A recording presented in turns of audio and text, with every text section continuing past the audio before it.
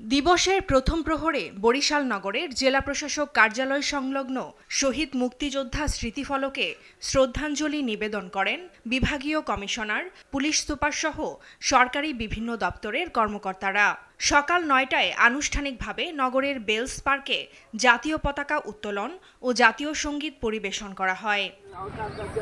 ভোরে চট্টগ্রামের ফৌজদারহাট এলাকার ডিসি পার্কের পাশে নির্মিত মুক্তিযুদ্ধ স্মৃতিসৌধে পুষ্পস্তবক অর্পণ করা হয়। নানা কর্মসূচির মধ্য দিয়ে রাঙামাটিতে মহান স্বাধীনতা ও জাতীয় দিবস উদযাপন করা হচ্ছে। এখানে পাহাড়ি সংগঠনের জনসংহতি সমিতির কোনো নেতা উপস্থিত ছিলেন না। দিবসটি উপলক্ষে ৩১ বার তোপধ্বনির মধ্য দিয়ে সকাল ৬টা ২ মিনিটে কুষ্টিয়ার কালেক্টরেট চত্বরের কেন্দ্রীয় স্মৃতিস্তম্ভে পুষ্পস্তবক অর্পণ করেন জেলা প্রশাসক ও police super.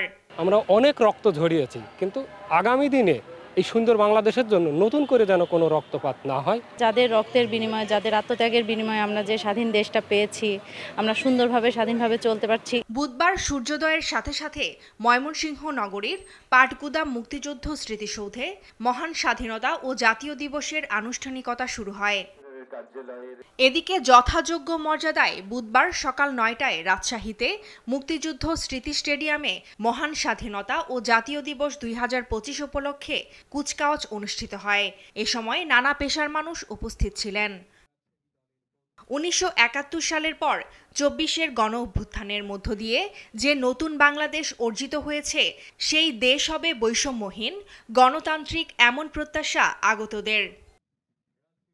Tumpa Afroz, news desk, দেশ টিভি।